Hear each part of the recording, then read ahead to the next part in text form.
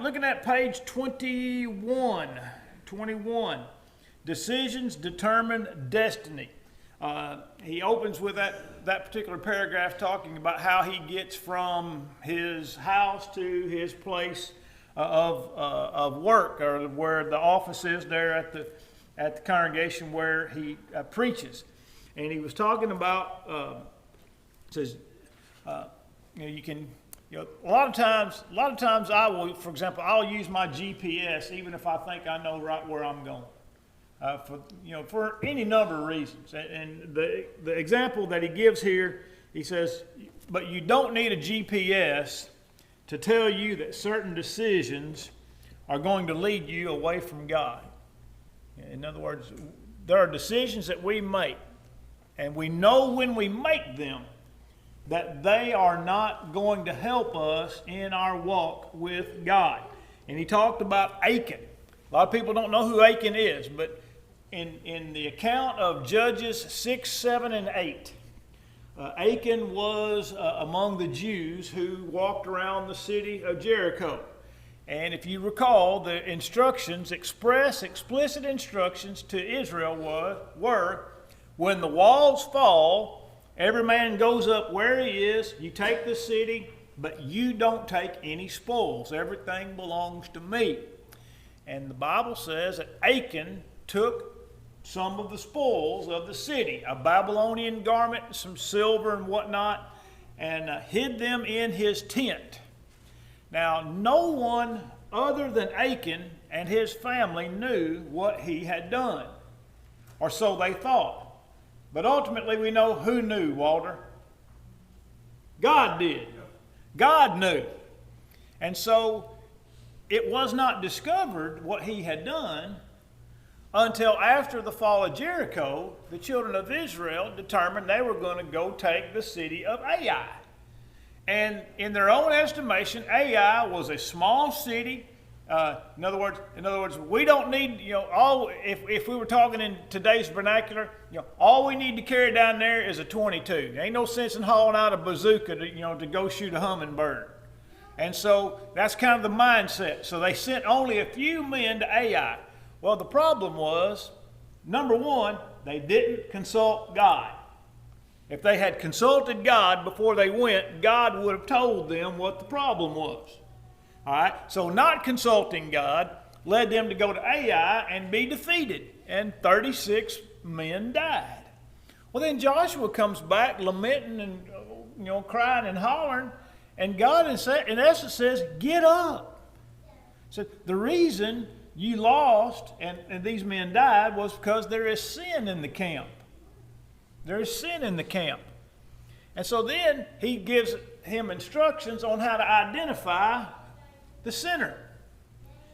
And they start pairing it off by tribe, and then by family, and then by clan, and they just kept paring it down and paring it down. And by the way, Achan ain't moved a muscle. They paired it, in other words, I wonder if he just thought it was odd. Well, they picked my tribe. Oh, well, now it's my family. Oh, now it's my clan. And yet never did think to come forward until they got right down, and Joshua said, "What have you done? What have you done?" And Achan said, "I've sinned." He said, "I did what God told me not to do. And what I stole is in my tent. It's covered up, and you can go find it." They went, they found it. The report was made. And Achan and his whole family were stoned to death. Stoned to death. So, what was Achan's problem? Achan's problem was covetousness. He was blinded by lust. He was blinded by lust. And that blindness held on to him until, for lack of a better term, everybody else could see that he was the sinner. But he had to have known. But sometimes we make decisions even though we know those things are not conducive to a walk with God. And I'm not just talking about what, he did expressly what God told him not to do. In the next instance we have with regard to Samson. Achan sinned. I don't know that it can be said that Samson sinned, but Samson made some bad decisions, right? Right? And what was the first bad? I mean, obviously he made a host of them at times through the course of time. But the biggest the biggest mistake that he made was his mistake with women. His parents vehemently objected to his relationship with Delilah. It's fun. When I first started in youth ministry and then to preaching, I try to stay abreast of different things, especially when it pertains to teens and dating and marriage and whatnot. And you're going to see the irony in this very quickly. That if your parents strongly object to your choice in a mate, you probably need to reconsider. I'm just telling you, that is a good rule of thumb.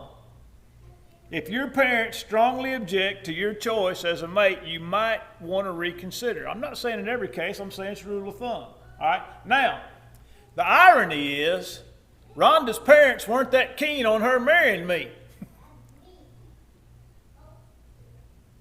And I don't have any bones as to why. I mean, I know why. If I was Rhonda's parents, I wouldn't have wanted her to marry me either. But it did manage to work out. It did manage to work out. And so with that in mind, Samson would not listen to his parents. And then after entering into that relationship with Delilah, he then later revealed the source of his. We say it's the source of his strength. Ultimately, God was the source of his strength, but we know it was as long as he didn't have his hair cut. And then think about this. Twice he told her a lie, and twice she fell for it and basically tried to have him killed. Now, he's not too bright. So, whereas Achan was blinded by lust and covetousness, Samson was blinded by love. And they say a lot of times love is blind, right? And sometimes it's deaf and dumb. And that's the case with Samson. I mean, I think if my wife tried to have me killed twice, I'd hope I'd try to wake up, and not tell her the real source of the strength. But nevertheless, that's how he ended up. And so, but it was like I said, I don't believe that he sinned, but I think in this case he made a bad decision. He made a bad decision that took him for a time away from God. Now, of course, we know this story has both a tragic and happy ending. It's tragic in that Samson's decisions cost him his life. All right? But it's a happy ending in the sense that Samson returned to his faith in God, and that he died in a relationship with God that was acceptable. And we know that his relationship with God was acceptable because, again, the power wasn't in the hair, it was in God. And when his hair grew back while he was in captivity, it was God who enabled him to have that strength. And we know he was in a good relationship with God because he's listed in Hebrews chapter 11 in Face Hall of Fame, what we call Face Hall of Fame.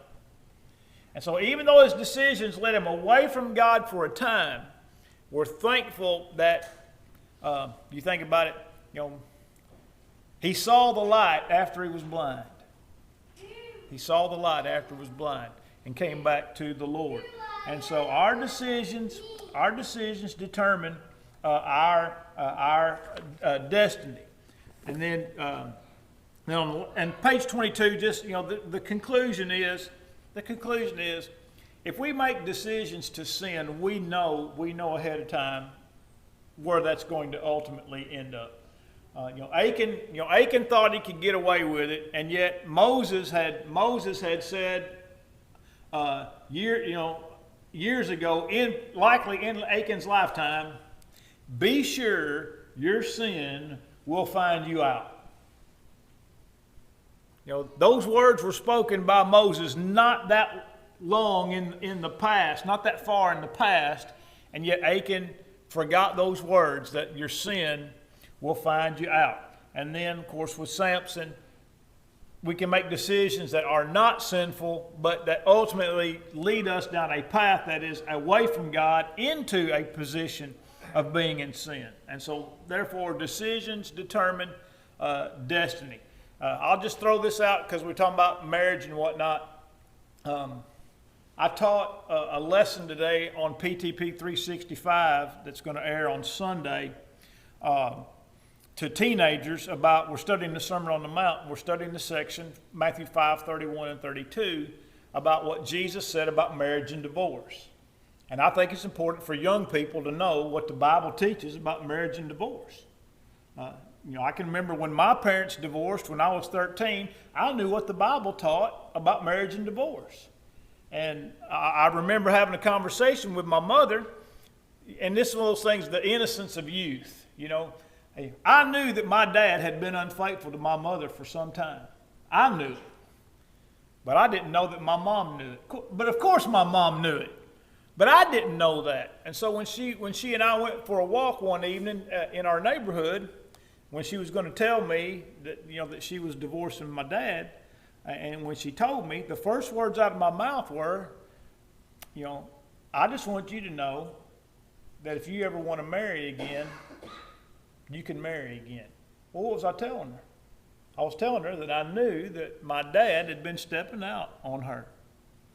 Of course, obviously she knew it, and she knew it a whole lot longer than I did. But the point was, I was 13 years old, and I knew what the Bible taught about marriage and divorce and remarriage. And it's important. It's important for young people to know what the Bible teaches, because it's important for them to make good decisions about who they marry. And, statistically speaking, all right? Again, this is statistically speaking. It's a rule of thumb. It bears out, but again, not in every case. 80% of all members of the church who marry outside of the church leave the faith.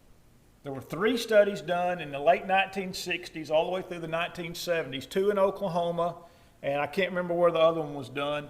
And they were in-house studies. They just studied the history of the congregations in their area. And 80% of all young people who married outside the church left the faith. And that was a consistent marker in all 3 studies that were done completely independent of one another. And so when I was teaching these kids, actually I did a lesson on choosing a mate back in August for PTP for teens. And then today, I said, you're going to make 2 extremely important decisions in your life. The greatest and most important decision you will ever make is the decision to obey the gospel and be a faithful Christian. The second most important decision you will ever make is the decision on who you're going to marry. Because the second decision will weigh heavily on your success in the first decision. And that's just, like I said, it's statistically speaking. Again, not true in every case. Obviously, Faye married a non-Christian. Seemed to work out pretty good for her. That's about the nicest thing you'll ever hear me say about Walter. I'm just kidding. But you know, but you understand what I'm saying. So it's important for kids to know what the Bible teaches, because it's important for them to have that background and that understanding. Look, knowing what the Bible taught about marriage and divorce, and then my own life experience, made me even more serious about who I was going to marry. Made me even more serious about who I wanted to marry. You're good at the way I got started of it. See, in fact, we decided to get married. And, but I'd always try to get her carried down there where I went to church.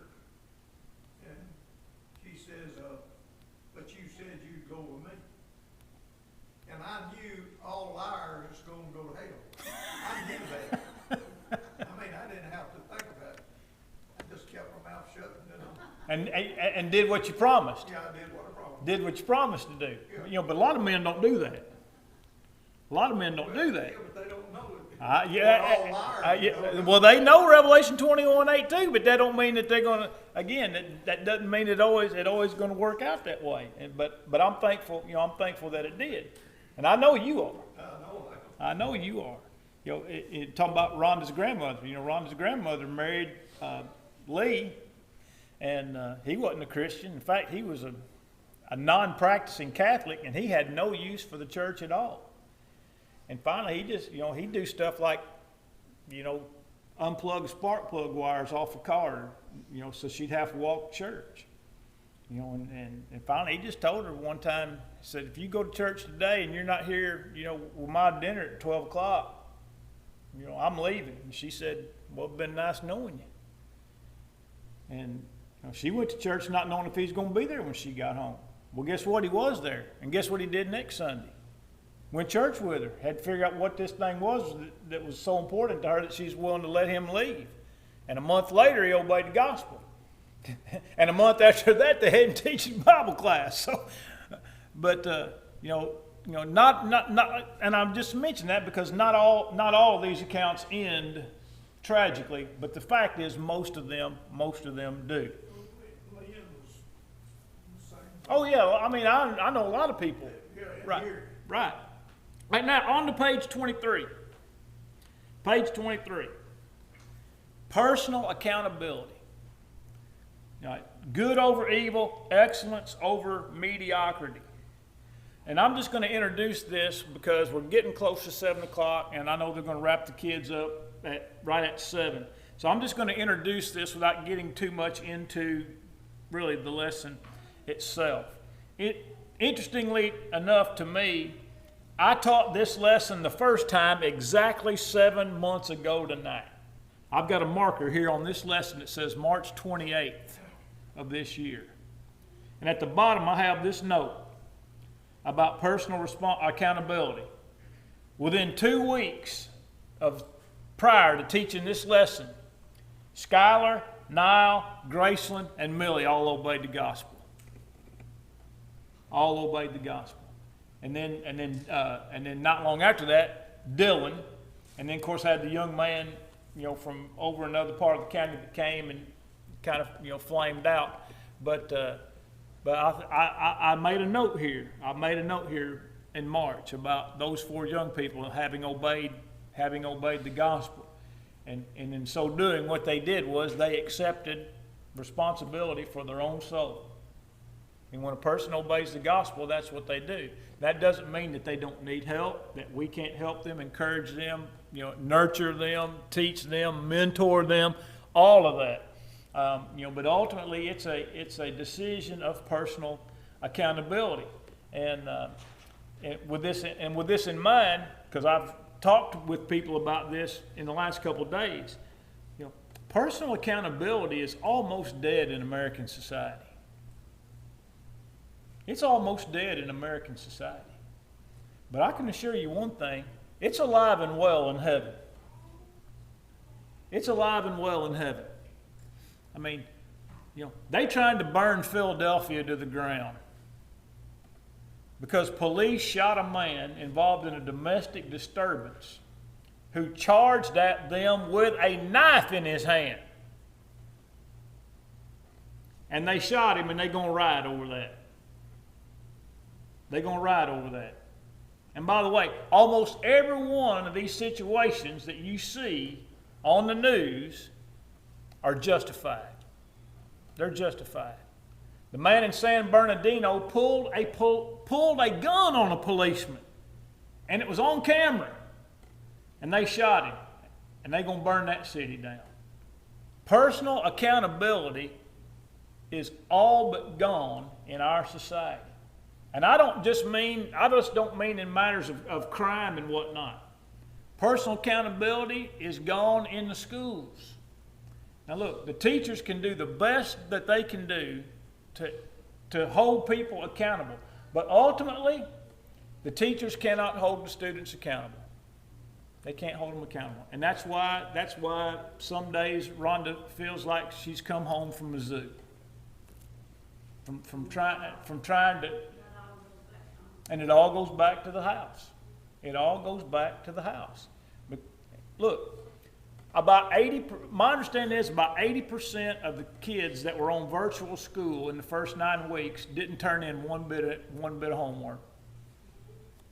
About 80%. Now, I'm no math magician, all right? But I'm pretty sure that averages out to a 0. If you don't turn in any work for 9 weeks, that's pretty much a 0 average, all right?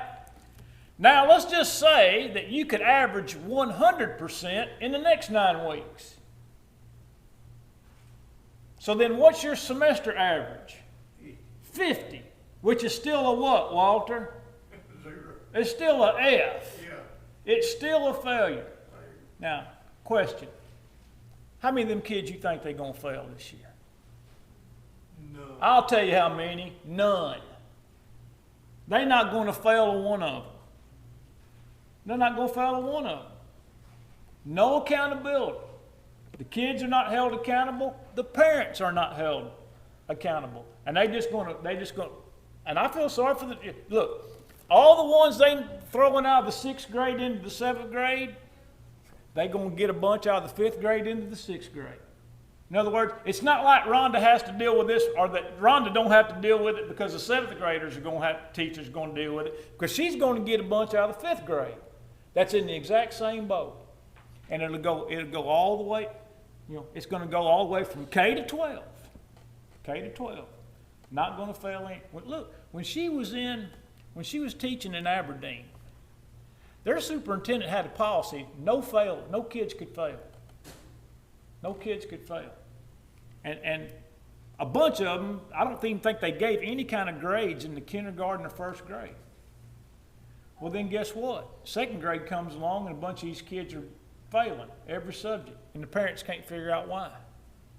Well, that's because the school system didn't let them suffer the consequences, of their failure in schoolwork. Well, what's it, ask Luke how that works out for people. He deals with those people every single day in the prison system. In the prison system. It all goes down to, all comes back to personal accountability. And like I said, while the world may reject the idea of the concept of personal accountability, God's still going to overrule all of them one day.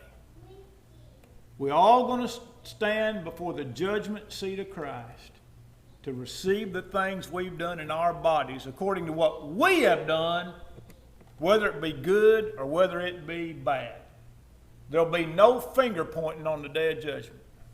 There'll be no blame on the day of judgment.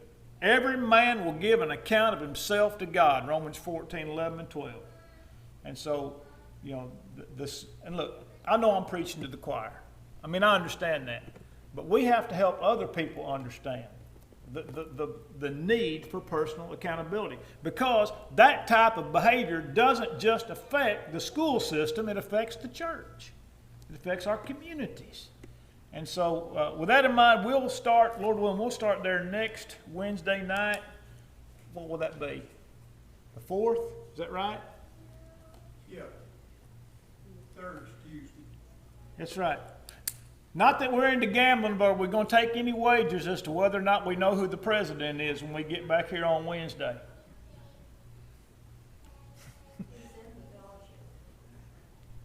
Oh, that's right. The president is in the fellowship building. That's right.